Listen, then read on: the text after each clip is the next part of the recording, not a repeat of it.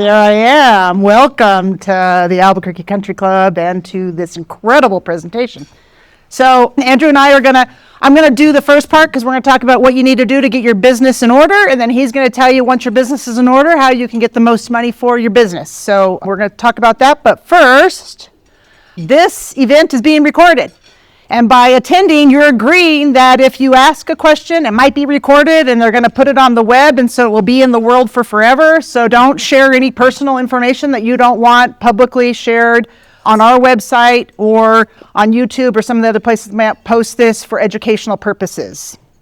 And if you're uncomfortable, we can serve you your lunch outside. So is your company easy to run? How many business owners do we have in the room? Okay, is your company easy to run? And do you think your company is worth as much as it could be? So there's always more money on the table we could put on the table. Well, the way to get both of those things to happen is the same. We can make your business easier to run. You're just going to have to do some things and pay attention and look at some things. And that is also going to make your company worth more money if you decide you want to sell it or you want to do something else with it. And so part of it is you need to think about what is your legacy. Because we have people who see their company as a vehicle. Like, I'm going to grow this thing, I'm going to sell it, and it's just a vehicle. Or I'm going to grow this thing and I want my kids to take it, and we want legacy, we want them to have. I had a client that was like, I want my 3 boys to be able to make a living off of this business, so I need to build it in a way that my 3 boys can make a living. And I have somebody else who's like, I have this thing and I'm going to sell it and I'm going to have some money and I'm going to go live on the beach. There is no wrong answer of how you view your business. If it is a family legacy, if you just want to grow it, because like I've been doing this thing and now we want to get bigger, we want to employ more people, we want to serve more demographic. None of those things are wrong. It's just helpful for you to know what your desire is, because how you go about it will probably be a little bit different. So what we're going to do today is an assessment. And this is a slice of an assessment that I do with my clients. I have about 120 questions that we ask in a number of categories for you to get a sense of where are you. And an assessment is not me making an assessment. I mean, you can get those. You can have, Andrew will have someone come and tell you what they think your company is worth. But really, we can do some sort of back of the napkin math and figure that out. And I'm going to sort of show you how to do that. But also when we start to be aware of what are the things, because oftentimes if there's a rub or a frustration in your organization, there's a system or a process that's not in place that needs to be. On your table, there is an assessment and you can keep score. And what we're going to do is you're going to, when I ask you about these specific things, you're going to say, this isn't in place. I don't have this in place. Or we have this, but it could be updated, or we kind of use it, or we're starting to think about it, or like we got this dialed in, we're rocking and rolling, we have this. So we're going to jump into this right away. And so the first area is your management team.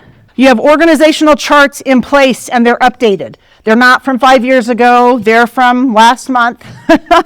If you made changes in December, your organizational chart is right. And the roles are defined and clear. I do an exercise with my folks that says, here, have all your people fill out this role clarity form. What does success look like? How do I win? And what do people come to me for? And when you get everyone to put their stuff in, it's like, well, 5 people say you should come to me for this. Well, then how do I know as the employee, really, who do I go to? Because that role is not clear.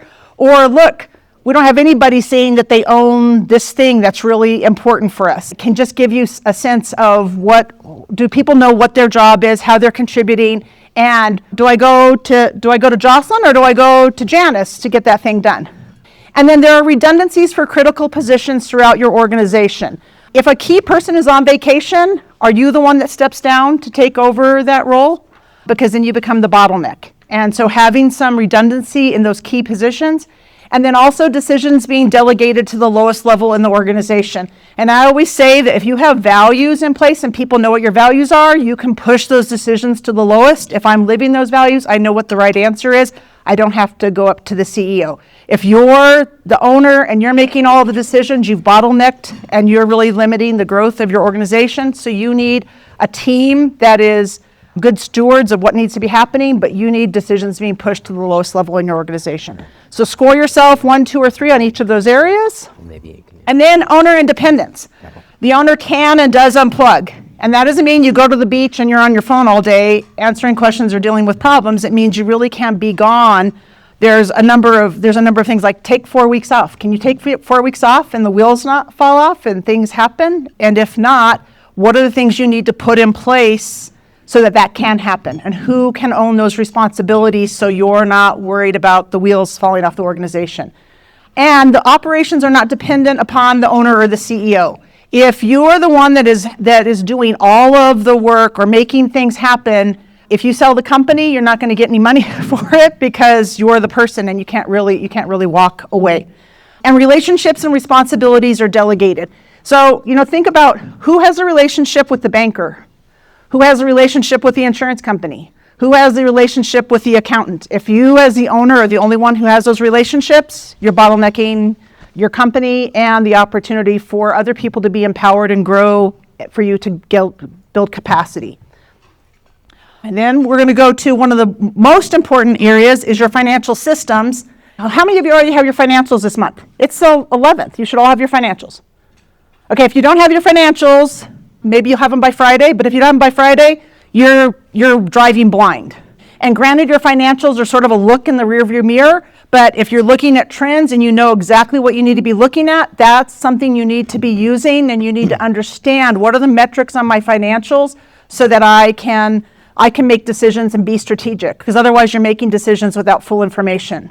They're used to make strategic decisions. You have fraud controls in place. So most of the people who lose $100,000 or $1 million isn't because someone snuck in and stole that. It's because you have Granny doing something and you trust her implicitly, but she's been stealing $100 every month, or she's been taking the cash and pocketing it, and now all of a sudden they have $100,000 that they're not tracking. And so you need to have fraud controls in place. And if you have financial people, you need to have checks and balances. Don't let me balance the checkbook and write the checks and pay the bills. You need some checks and balances, but also you probably need me to go on vacation for a week or two so someone else is doing the job and you can see if I'm doing anything squirrely. So I would just say if you don't have those kinds of fraud controls in place, someone could be thinking that they deserve more, or you have a lot, so I can just take a piece of it and you won't miss it. So you need to have those things in place. Your revenue sources are tracked. You know where your money's coming from, and also you know what your margins are. So I can be selling something, but if I'm not making money on it, I need to be paying attention to how do I change that. And it's through your financial systems that you're going to be paying attention to those things and being able to make those decisions. A growth plan. So do you have a growth plan for revenues, for product, for your team capacity, and what does that look like? If you want to add 20% to your revenue, what is it going to mean from your team standpoint, from the product lines? Where's the opportunity for that? Does everyone know what a KPI is? A key performance indicator? You want forward-facing key performance indicators that I need to have 10 appointments this month in order to get 2 new clients, or whatever those numbers are. Like, what's driving me forward? I can look at, oh yeah, we made $5. That's great. But what I really need to be looking at is, well, how did we make those $5? Do I need to make 100 appointments this month in order to get 10 clients? Do I need to do 500 appointments or phone calls? And are we doing those things? And if things are falling or going up, what levers am I pulling? And individuals know what their personal goals are and how they're contributing to the bottom line. And if you're doing a marketplace assessment, where do you sit in the industry? Where do you sit in your demographic region? And contingency plans. In October of 2019, I was working with my CEOs and we did contingency planning. And we asked, what happens if your revenues go down 25%? What happens if your largest customer goes belly up? What happens if your demand goes up 50%? And they were kind of flippant about it. And then March of 2020 happened. And I said, pull out your contingency plans. And they said, but we didn't think it was serious. And I'm like, yeah, because you know what? You could lose 40% of your revenue. We had a client, and this is going to be in this one. I had a client who had one customer that was 40% of their revenue. Wow. And we all told him, this is a scary place to be. And that customer said, you know what, we're going to start pivoting, and there's some things about your product that don't align with what our pivot is. And they gave him plenty of time, but he kind of was in denial and he didn't pay attention. and he lost 40% of his revenue, and he had to lay off 8 staff because when you have one client that's 40%, you're in a lot of jeopardy. So, and I'm not saying get rid of that 40% client, I'm saying build the rest of it so it becomes a lower percentage of your revenue and it isn't quite as, there's not as much jeopardy. And then recurring revenue is really important. As Andrew will say, if someone's coming in and looking at your business, if you have big projects, but then they end and you're looking for another big project, having some recurring revenue is really helpful in people looking at your books and saying, this is something that I can take on because there's recurring revenue. And I know that some of you serve like one industry, and that's fine. But when you're doing that, you need to make sure that you're paying attention to what's going on in that industry. Otherwise, if your percentage of customer base is less than 15% in any industry, then you're fairly, you have some leverage there. And so if one industry goes down, another industry might go up. But if you're only focusing on one industry, then you need to be really highly motivated to watch that, paying attention, and know what you can do to mitigate what's going on in that industry. Because if it's going to go down, you might be going down with it. So what are your contingency plans around that? Reputation. You have a brand strategy, and it's articulated and understood internally. People know who we are, what we stand for, and there's alignment. It's also expressed consistently externally to our customers. Our customers are saying the same thing our employees are saying, our community is saying that, and our vendors are also aligned with, yes, this is who they are, and this is what we're trying to make happen. Your brands are registered and trademarked. I had a client who had a company name that was kind of similar to another company here in Albuquerque, and they sued him. And everyone's like, man, that's a drag. And he's like, it was actually probably the best thing that happened to us because we needed to be able to differentiate ourselves from names. And so we were able to change it, and we did that early on. And so if you can trademark and if you want your name, you probably should be paying attention to that. Because again, if I'm going to buy you and I want your name, I need to know that you own it so I can buy it from you. And that you own your website domains. Does everyone own their name? Does everyone own their name website?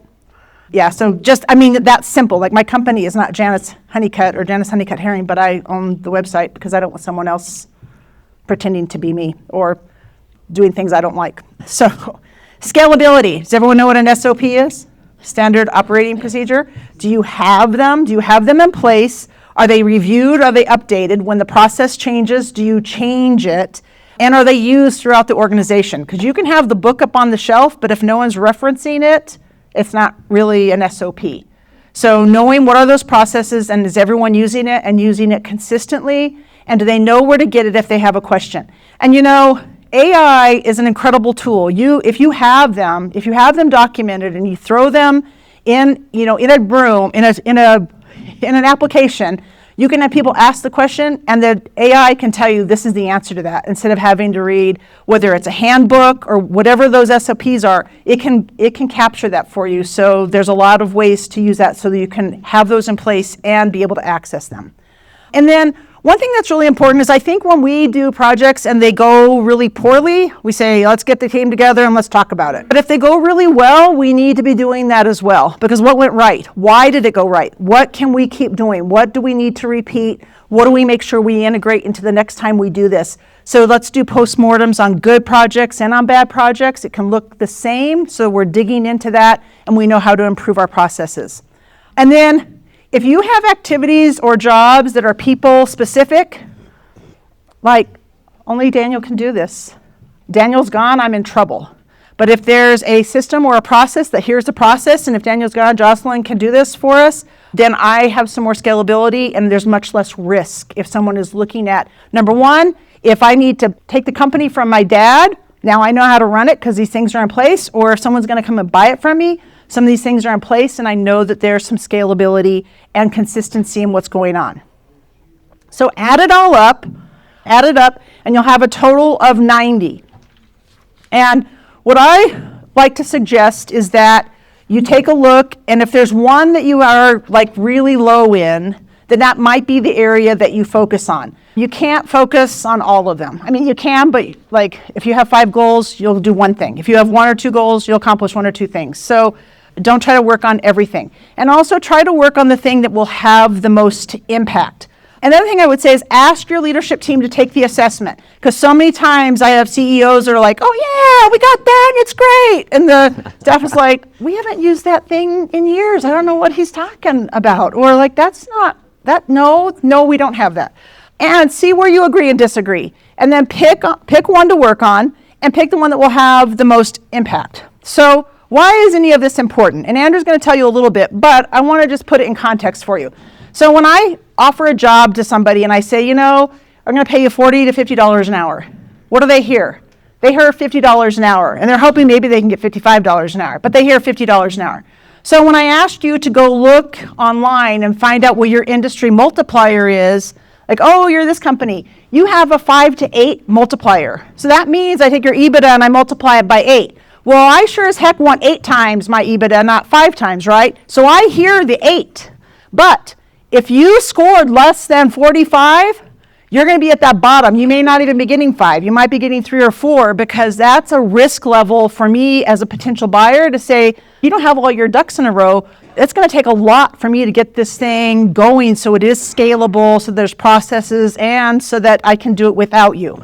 If you're a 46 to 70 on that score sheet, your systems, you're probably going to get mid-range. So you're not getting that 8. You might get 5, you might get 6, but there's a little bit more confidence that there's things in place, but there's still things that need to be fixed. If you're 70 to 90, you can justify and defend getting an 8 multiplier on your EBITDA. But also, if you're at a 70 to 90, your company is easier to run. And I think Dale Armstrong always says a sellable company is a company that's fun to run. It's like, maybe you don't want to sell it now because it's fun to run, because we put all the things in place. So do these things, whether you want to sell, whether you want to transition or succeed to a child or a family member, or you just want to have an easier time to run your business and be able to take that month off and go lay on the beach or hike in the mountains or wherever you want to go.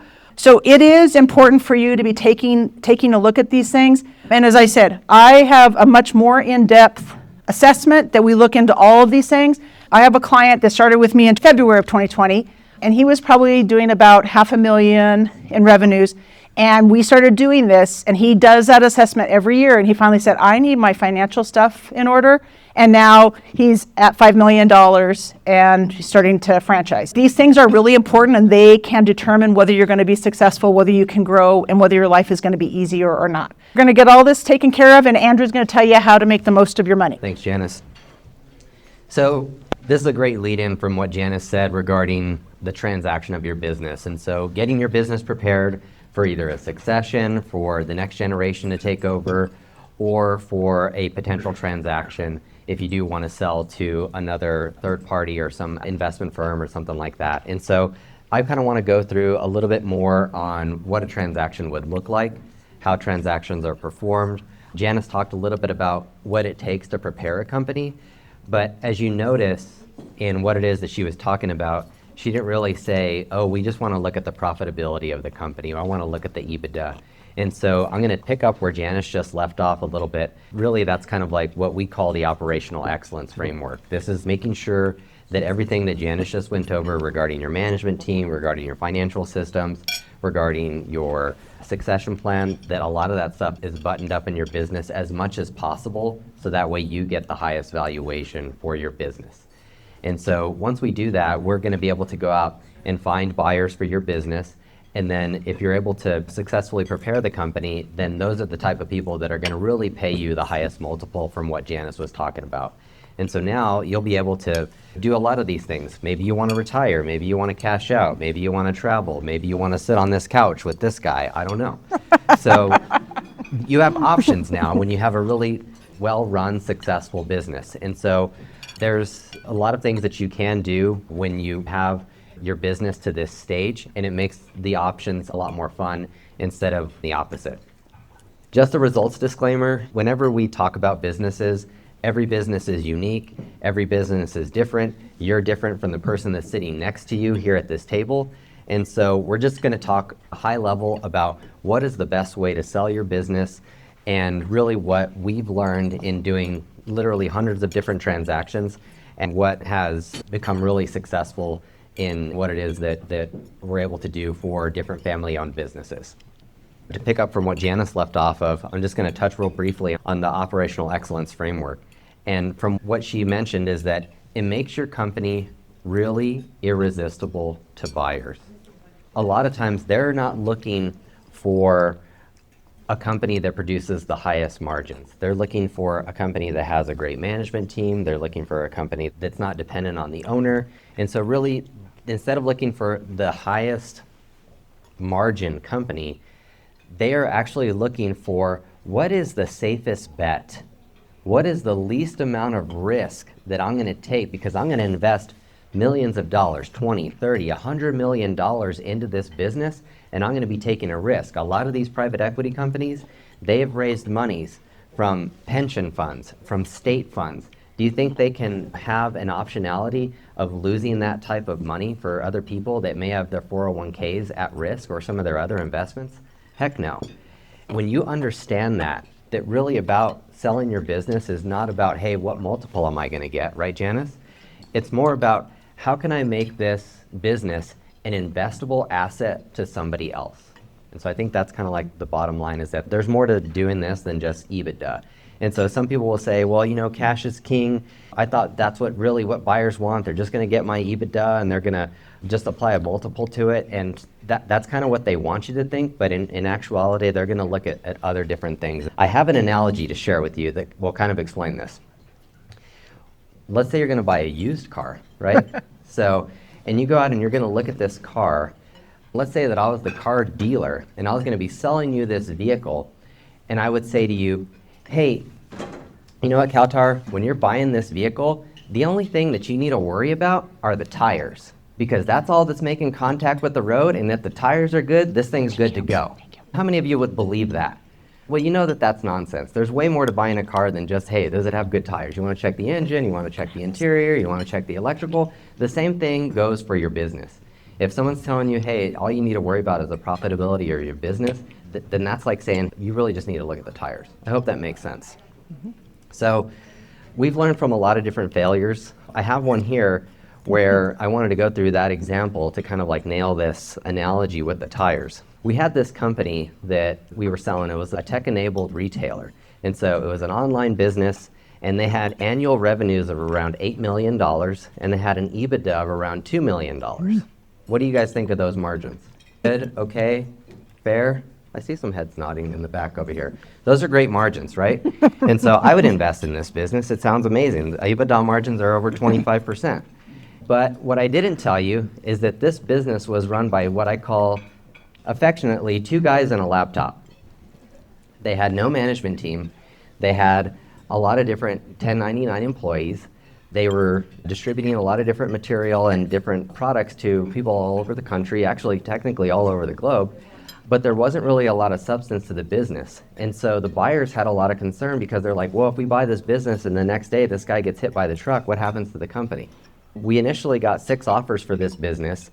5 of them backed out and were like, hey, this is just way too risky for us. We love this business, but if they could just get some more strategy, if they could maybe talk to a person like Janice and have her come in and help them with the business, then we would come back to the table and make a higher offer, and probably an offer that would work for both parties. And so essentially they only came back down to now one buyer. That one buyer provided an LOI, but then they weren't able to come to terms on the structure of the deal, and that company didn't sell. You might be feeling like this guy in the notebook, and he's just like, tell me what they want. Working with someone like Janice, she kind of touched on all these different areas of your business, and we essentially do the same thing. When it comes to selling your business, the planning part is the most important aspect of selling your company. And it's really about going around this, working with someone like Janice, going through all those different things and making sure that you have all these different areas of your business as tightened up as possible. And so this is you in the middle. These are all the different departments that you have. And you want to make sure that if you were to leave the business, that the business would be able to run without you, because that's what you're asking the buyer to do. Hey, I want you to step into this role. I'm not going to be there. How's the business going to perform? I know a lot of times people will tell you, hey, well, you need to work on your business instead of in your business. And so we've all heard some of those cliches. And really, it's through resources that the Parker Center has to help you, help your family business, help some of the clients that you have. in order to get them to that next level. And so we're here to provide resources, either whether it's with Janice, whether it's with legal aspects, whether it's a wealth advisor. If you're looking at a lot of these different areas that Janice kind of went through, and you say to yourself, oh, I got this, or I can do this on your own, I tell people to just put your hand out and slap it, because it's really difficult to be a one-man show. And going back to that other analysis, like, you don't want to be the one-man show. Have your leadership team, have multiple people be giving you feedback on what's the best way to run your business, because a lot of times you can't really do this on your own. And if there's another book that I really recommend, it's called Who Not How. And in here, it actually talks about an M&A transaction that failed. And it was because of some of the topics that Janice and I just touched on.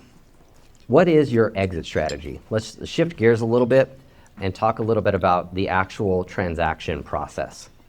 And really what we do is we go through a 3-step process of preparing the business for sale, developing the marketing materials, and then going out to market and figuring out what is the ideal time. It's a 3-phase process that we use.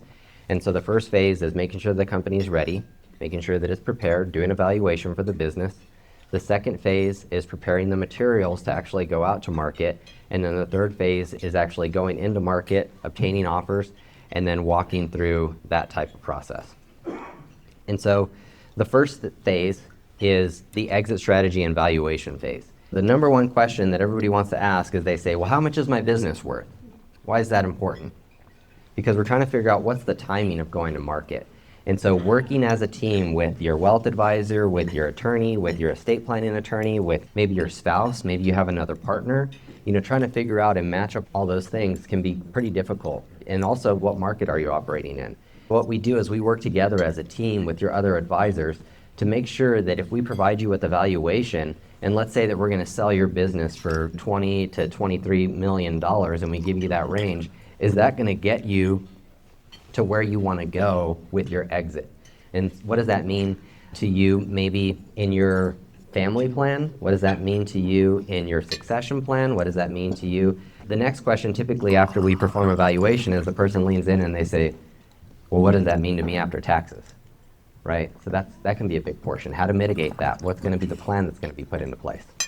Whenever we perform a valuation, we perform 3 different methods of evaluation. We perform a discounted cash flow, which is your DCF.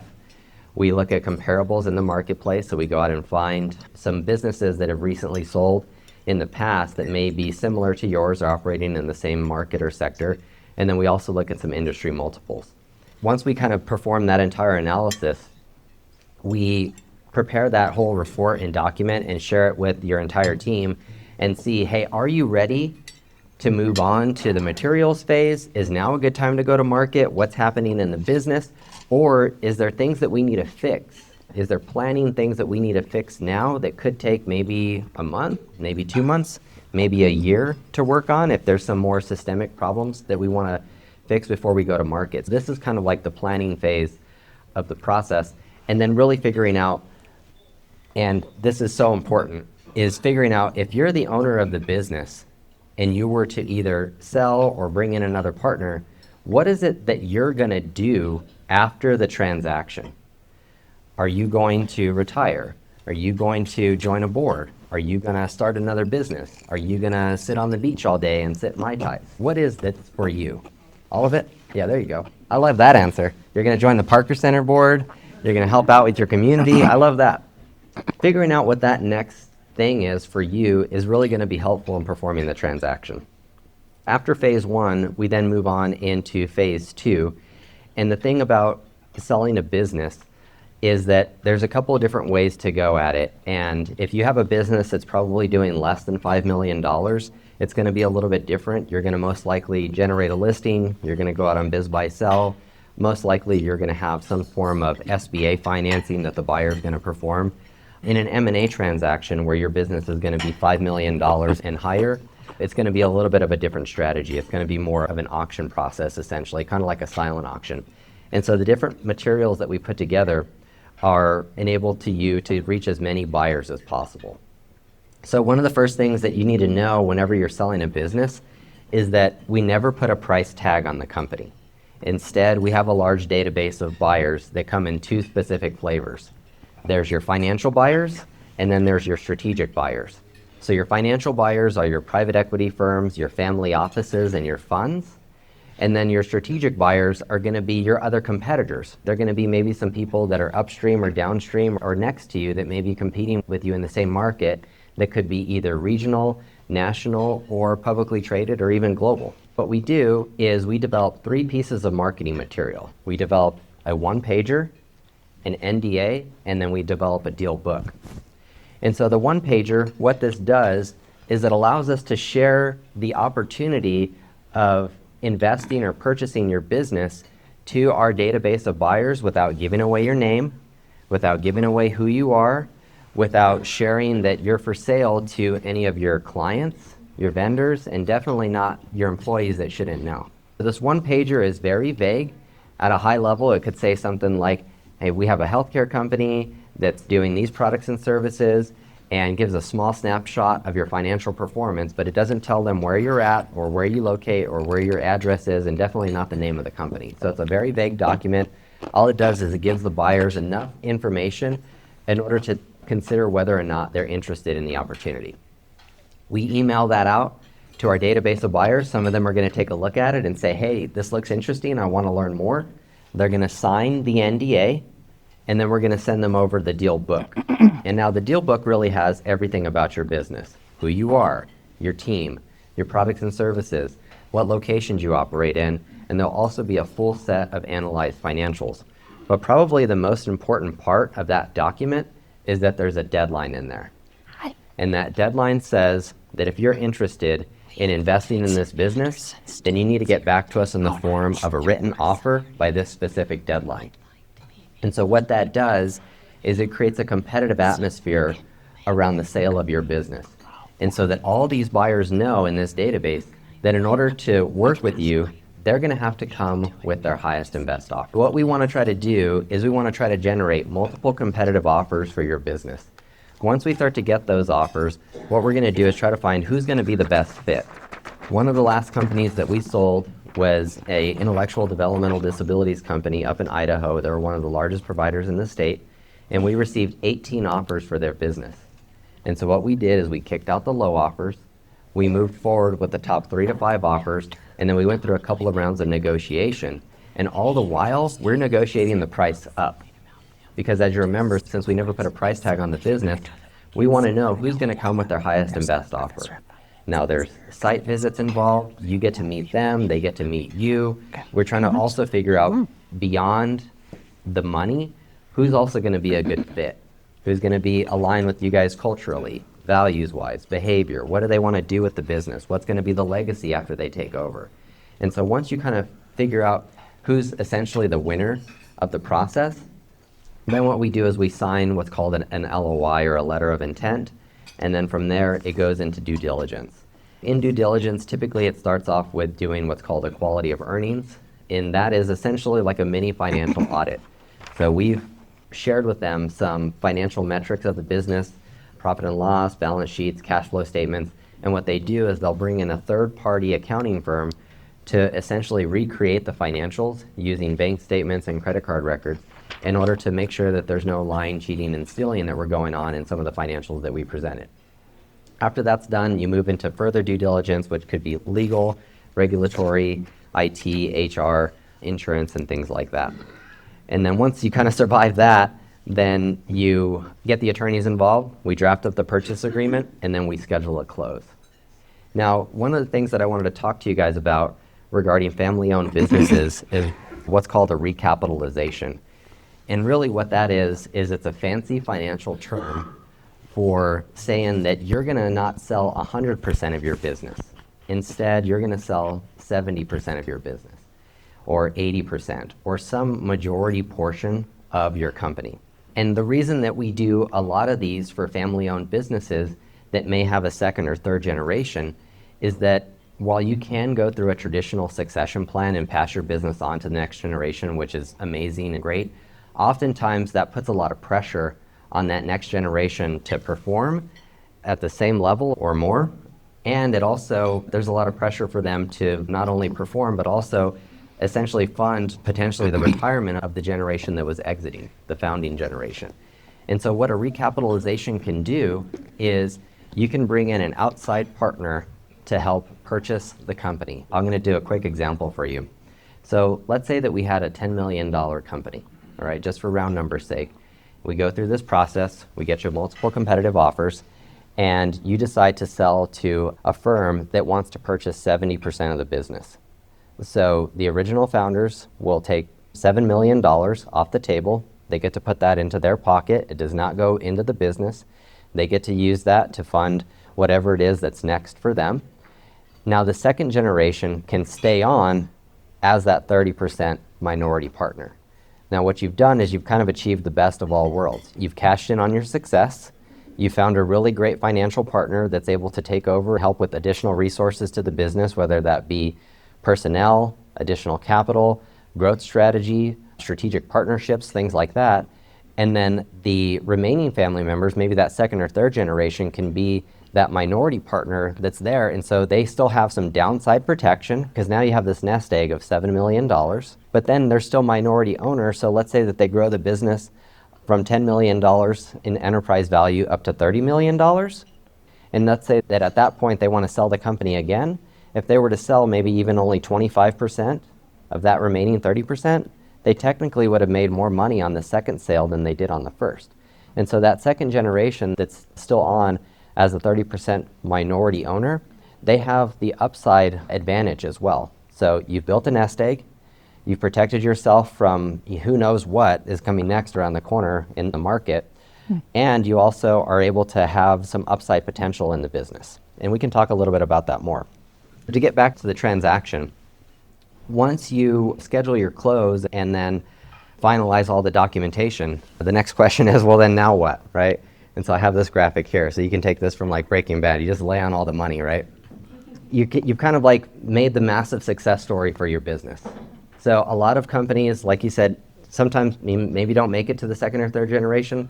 Very few of them actually go out and actually transact and have a successful transaction. So you should really congratulate yourself and take some time to really soak it in, because very few business owners really achieve this level. That was the end of my presentation. You want to open it up for questions, James? Yeah. And if you are interested in talking more about your exit strategy and developing a written exit strategy, the last thing that I'll leave you with is that most businesses operate without a written exit strategy. What is going to be the plan? I will help you put the plan together with my team. We'll do that for free. You can schedule a time with me in one of two ways. You can go to our website and there's a calendar link there, or you can scan this QR code or come find me after and we can schedule a time to chat.